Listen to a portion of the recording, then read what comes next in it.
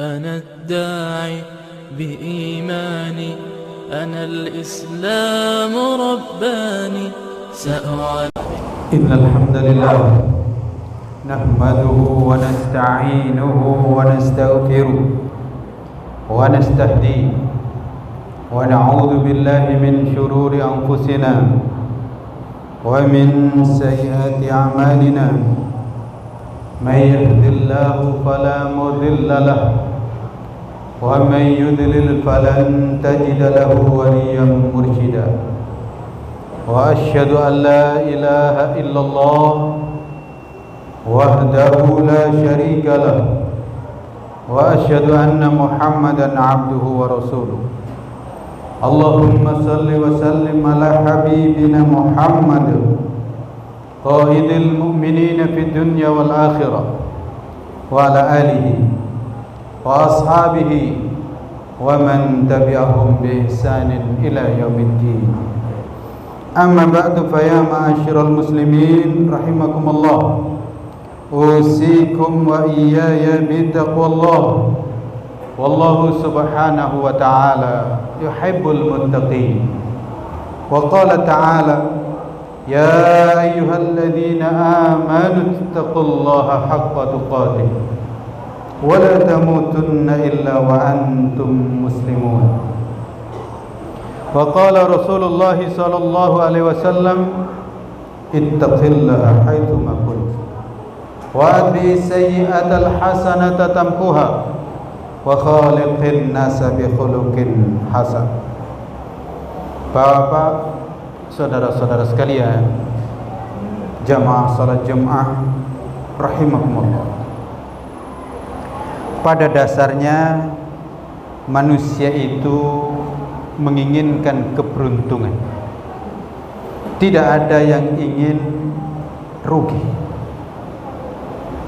Tapi sayang, banyak orang keliru menggantungkan keberuntungan dengan keduniaan, harta benda, pangkat dan jabatan. Padahal banyak orang kalau sekedar menggantungkan keberuntungan dengan harta, maka justru ada orang yang mendapatkan harta banyak tapi justru dia merugi. Begitu juga kalau ada orang yang menggantungkan keberuntungan dengan jabatan, maka tidak sedikit pula orang yang justru merugi di saat dia sedang menduduki suatu jabatan. Begitu juga ada orang yang menganggap keberuntungan adalah ketampanan, keberuntungan adalah kecantikan, sementara tidak sedikit yang merugi padahal dia adalah tampan, padahal dia adalah cantik. Karena itu disinilah Nabi Muhammad SAW menunjukkan kepada kita ada 4 hal. Bila 4 hal itu kita miliki, maka kita tidak akan pernah merugi. Meskipun andaikan dunia lepas dari tangan kita, andaikan kita tidak mendapat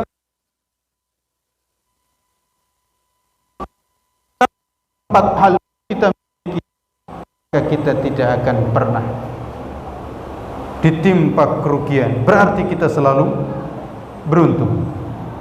Nabi Muhammad SAW bersabda di dalam hadis yang diriwayatkan oleh Imam Ahmad, an Abdullah bin Amr anna Rasulullah SAW qala arba'un idza kunna fika fala 'alaika ma fataka minad dunya. Ada 4 hal yang apabila 4 hal itu selalu ada pada dirimu, fala 'alaika ma fataka minad dunya, maka tidak ada masalah, tidak ada problem andaikan dunia itu lepas dari tanganmu. Apa 4 hal itu? Nabi menyebutkan yang pertama hifdzu amanatin, menjaga amanat. Perlu kita ketahui bersama bahwa kita hidup di dunia ini itu diberikan oleh Allah Subhanahu wa taala tanggung jawab amanat. Karena manusia hidup itu tidak diciptakan seperti binatang, tidak diciptakan seperti tumbuh-tumbuhan, asal berbuah atau mati selesai dia. Manusia itu diciptakan oleh Allah Subhanahu wa taala, dipikul di pundaknya masing-masing amanah. Di antaranya adalah amanah khilafah. Wa idz qala rabbuka lil malaikati inni ja'ilun fil ardi khalifah. Manusia itu bertanggung jawab sebagai khilafah, mengatur dan memimpin kehidupan ini. Tentu mulai dari dirinya sendiri, lalu kemudian keluarga, istri, anak, lalu kemudian terus sesuai jabatan dan apa yang Allah berikan. Ingat, kita diminta bertanggungjawaban oleh Allah Subhanahu wa taala terkait dengan diri kita. Kita diberikan oleh Allah amanat. Kita punya telinga. Itu nanti diminta bertanggungjawaban oleh Allah Subhanahu wa taala, karena itu amanat. Lalu kemudian terus kita mendapatkan amanat istri, mendapatkan amanat anak. Ingat para suami, istri itu amanat. Ingat para orang tua, anak itu amanat. Dan kemudian berikutnya kita punya jabatan. Ada yang sebagai pegawai negeri di sekretariat, ada yang mungkin guru, ada polisi, ada tentara, ada kemudian camat, ada bupati dan seterusnya. Itu amanat. Kullukum ra'in wa kullukum mas'ulun an ra'iyati. Setiap kalian adalah pemimpin dan setiap kalian akan diminta pertanggungjawaban oleh Allah Subhanahu wa taala. Nah, orang menjalankan amanat dengan maka tenang, aman, dan akan mendapatkan keberuntungan di sisi Allah Subhanahu wa taala. Allah Subhanahu wa taala berfirman, "Innallaha ya'murukum an tu'addul amanati ila ahliha." Sesungguhnya Allah memerintahkan kalian untuk menunaikan amanat kepada ahlinya yang berhak. Kita ada amanat yang secara langsung terkait dengan Allah Subhanahu wa taala, dan kita ada amanat yang terkait dengan sesama manusia dalam kehidupan ini. Oleh karena itu, hendaknya masing-masing melihat amanat Allah Subhanahu wa taala berikan kepadanya. Yang kedua, Nabi menyebutkan wasidqu haditsin, benar ucapan. Di antara keistimewaan manusia itu Allah Subhanahu wa taala ciptakan manusia ini bisa bicara dan beraneka ragam bahasa yang dimiliki. Biasanya kalau binatang masing-masing hanya ada satu. Binatang hanya bisa mengembek, kucing hanya bisa dan seterusnya. Tapi manusia punya kepandaian dalam berbicara, bertutur kata. Dan ingat, tutur kata yang kita ucapkan diminta pertanggungjawaban oleh Allah Subhanahu wa taala. Nabi bersabda, "Kul khairan aw liyasmut." Bicaralah yang atau diam. Karena pembicaraan ini luar biasa. Bernilai kebaikan bila itu kebaikan, dan bernilai keburukan bila itu keburukan. Dan sebenarnya ucapan itu mencerminkan apa yang ada di dalam hati. Bila hati baik, insya Allah ucapannya selalu baik. Tapi bila hati kotor, maka ucapannya kotor. Dan hari ini sebagai media pembicaraan manusia, bukan hanya yang secara langsung, tapi media sosial. Itu luar biasa. Ingat, orang yang beruntung tidak berucap kecuali ucapan yang tepat, ucapan yang benar, ucapan yang bermanfaat. Allah Subhanahu wa taala berfirman, "Ya ayyuhalladzina amanu taqullaha wa qulu qawlan sadida." Wahai orang-orang yang beriman, bertakwalah kalian kepada Allah dan ucapkan ucapan yang tepat, ucapan yang benar. Yuslih lakum a'malakum wa yaghfir lakum dzunubakum. Niscaya dengan itu Allah akan memperbaiki amal-amal perbuatan dan Allah mengampuni dosa-dosa kalian. Banyak orang itu mendapatkan problem itu karena ucapannya, dan banyak orang itu mendapatkan tambahan dosa karena ucapannya, yaitu ucapan yang buruk. Tapi orang itu kalau berucap yang baik, maka amal perbuatannya jadi baik. Dan kalau orang itu ucapannya baik, maka Allah Subhanahu wa taala akan mengampuni kekurangan-kekurangannya. Yang ketiga, Nabi menyebutkan wa husnu khaliqatin, baik akhlak. Bapak dan saudara-saudara sekalian, akhlak manusia itu dinilai dan ditentukan nilainya itu adalah akhlaknya. Nabi Muhammad sallallahu alaihi wasallam bersabda, "Ma min syai'in fil mizan asqalu min husnil khuluq." Tidak ada yang lebih berat nanti di timbangan itu daripada baiknya akhlak. Dan tentu saja akhlak yang pertama adalah akhlak anak terhadap orang tua. Birrul walidain. Tentu memang kita hendaknya berakhlak yang baik kepada Allah, kepada Rasulullah sallallahu alaihi wasallam, dan itu landasan. Selanjutnya kita dituntut untuk berakhlak yang baik kepada orang tua. Wahai anak-anakku sekalian, ingat, tidak ada orang yang sukses kecuali dia itu berbakti kepada kedua orang tuanya. Maka silakan manfaatkan untuk berbakti kepada kedua orang tua, dan selanjutnya tentu saja kepada sesama manusia. Tebak akhlak yang mulia dimanapun berada. Di antaranya akhlak mulia itu adalah kedermawanan, ketawadhuan, tawadhu, cinta kasih, menebarkan cinta kasih kepada sesama orang-orang yang beriman, bahkan kepada seluruh manusia.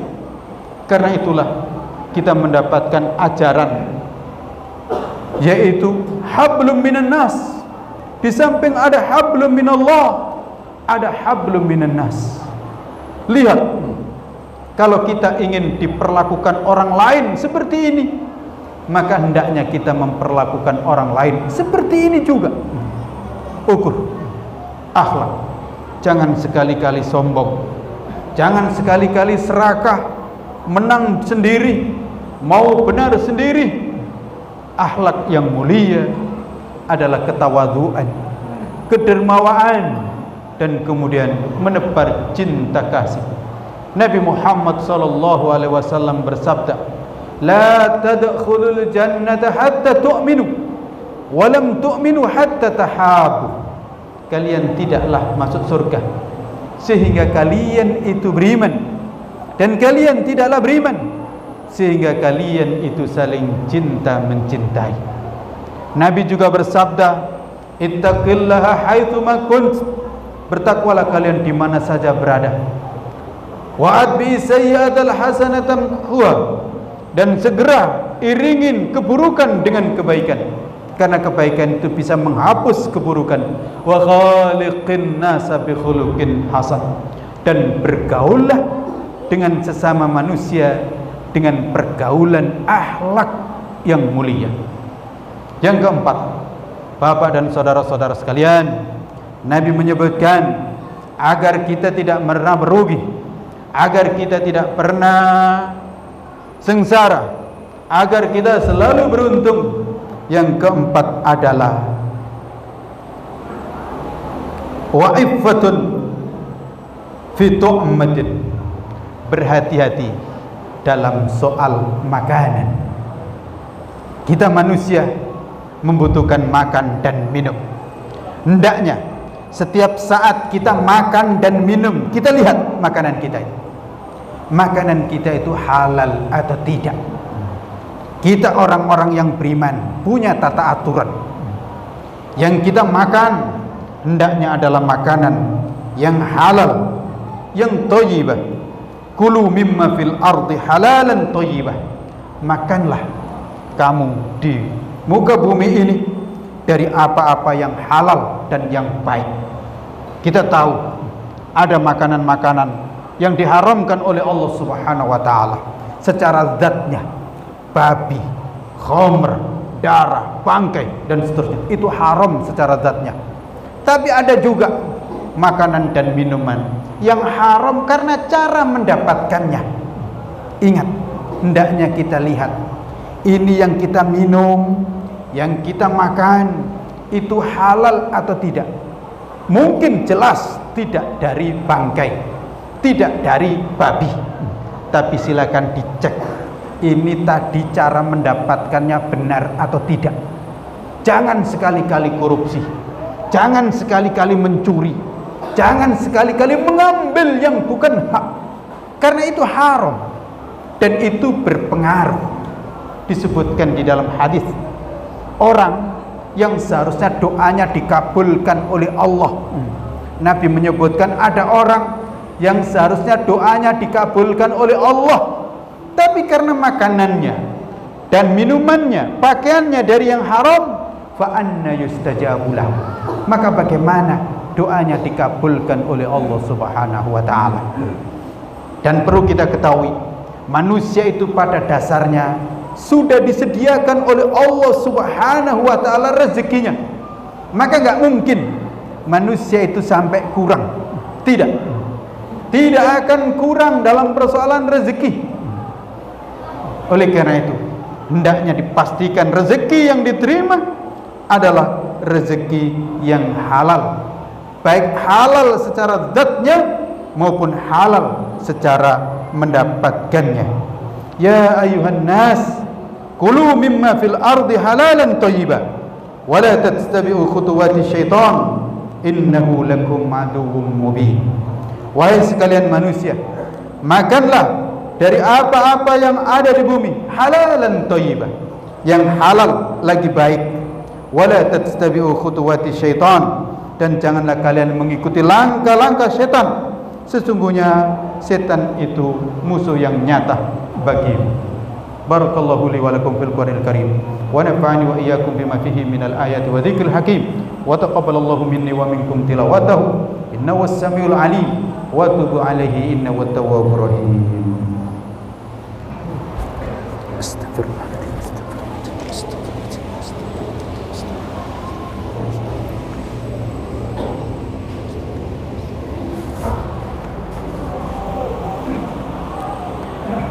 Alhamdulillahilladzi hadana li hada wa ma kunna linahtadiya laula an hadana Allah wa asyhadu an la ilaha illallah wa asyhadu anna Muhammadan 'abduhu wa rasuluh. Allahumma shalli wa sallim ala habibina Muhammad wa ala alihi wa ashabihi wa man tabi'ahum bi ihsanin ila yaumiddin. Amma ba'du, fa ya ma'asyiral muslimin rahimakumullah, usikum wa iyaya bi taqwallah. Wallahu subhanahu wa ta'ala yuhibbul muttaqin. Wa qala ta'ala, a'udzu billahi minasy syaithanir rajim. Bismillahirrahmanirrahim. Wal 'ashr innal insana lafi khusr illa alladhina amanu wa 'amilus shalihat wa tawassaw bil haqq wa tawassaw bis sabr. Demi waktu, sesungguhnya manusia itu dalam kerugian kecuali orang-orang yang beriman, beramal saleh, mau nasihat menasihati dalam kebenaran, dan mau nasihat menasihati untuk selalu menetapi kesabaran. Innallaha wa malaikatahu yusalluna 'alan nabi ya ayyuhalladzina amanu sallu 'alaihi wa sallimu taslima. Allahumma salli 'ala Muhammad wa 'ala ali Muhammad kama sallaita 'ala Ibrahim wa 'ala ali Ibrahim wa barik 'ala Muhammad wa 'ala ali Muhammad kama barakta 'ala Ibrahim wa 'ala ali Ibrahim fil 'alamin innaka Hamidum Majid. اللهم اغفر لنا ولوالدينا ولمشايخنا ولأساتذتنا ولإخواننا ولجميع المسلمين والمسلمات الأحياء منهم والأموات إنك سميع قريب مجيب دعوات ربنا لا تزغ قلوبنا بعد إذ هديتنا وهب لنا من لدنك رحمة إنك أنت الوهاب ربنا هب لنا من أزواجنا وذريتنا قرة أعين واجعلنا للمتقين إماما اللهم إنا نسألك رضاك والجنة ونعوذ بك من سخطك والنار لا إله إلا أنت سبحانك إني كنت من الظالمين لا إله إلا أنت سبحانك إنا كنا من الظالمين ربنا ظلمنا أنفسنا وإن لم تغفر لنا وترحمنا لنكونن من الخاسرين ربنا آتنا في الدنيا حسنة وفي الآخرة حسنة وقنا عذاب النار وصلى الله على نبينا محمد وعلى آله وصحبه وسلم سبحان ربك رب العزة عما يصفون وسلام على المرسلين والحمد لله رب العالمين ولذكر الله أكبر أقم الصلاة الله أكبر الله أكبر أشهد أن لا إله